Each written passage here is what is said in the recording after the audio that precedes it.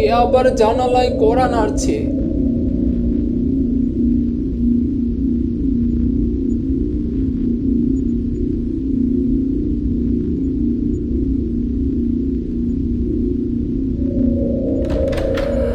এইখানে তো কেউই নেই, তাহলে কে এতক্ষণ জানালা খটখটালো?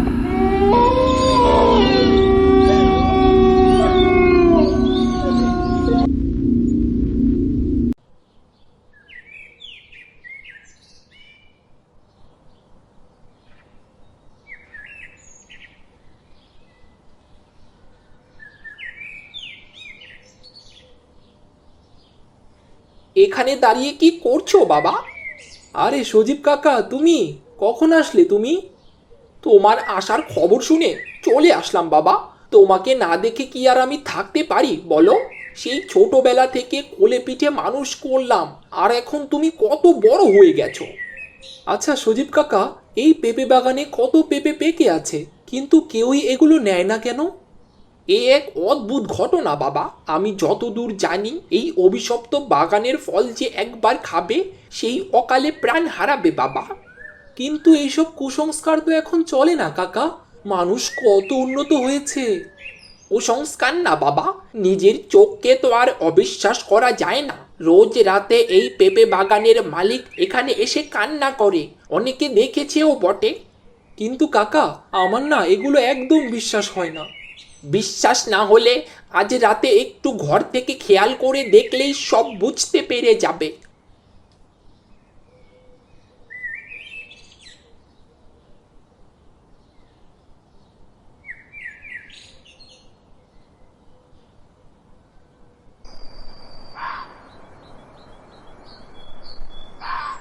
কই, অনেক রাতি তো হলো, কিন্তু কাউকেই তো দেখতে পেলাম না। না না, এখানে কি হয় আমাকে দেখতেই হবে।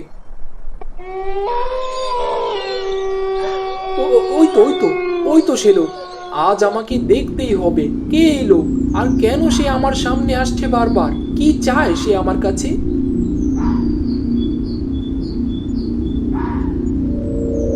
কে কে আপনি?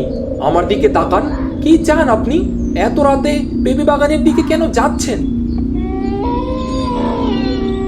কে কে কে আপনি? কি চান আপনি?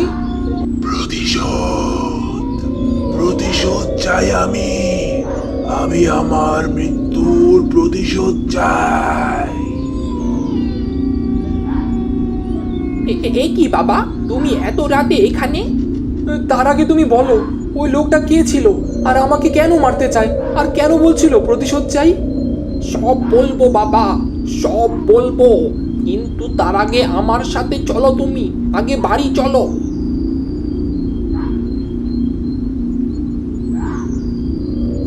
এই কলা বাগান ছিল শফিক মাঝির। তোমার বাবার থেকে নেওয়া ধারের টাকা না দিতে পারায় বাবু শফিকের কাছ থেকে জোর করে এই পেঁপে বাগানটি লিখে নেয়। সেই শোকে শফিক মাঝি এই পেঁপে বাগানে এসে আত্মহত্যা করে। তার মানে আমার বাবার জন্যই এই আত্মা এখানে ঘুরে বেড়ায়, আমার প্রাণ নিতে চায়। হ্যাঁ বাবা, কিন্তু এই কথা বড় বাবু কাউকে বলতে নিষেধ করেছে, এমনকি তোমাকেও। তুমি আমাকে অনেক বড় উপকার করলে এই কথাটা বলে। এখন যেভাবেই হোক আমাকে এই আত্মার মুক্তি দিতে হবে। তুমি আমাকে কালই একটা বড় সাধুর কাছে নিয়ে চলো। ঠিক আছে বাবা, কালই আমি তোমাকে একটা বড় সাধুর কাছে নিয়ে যাব। এখন আমি চলি।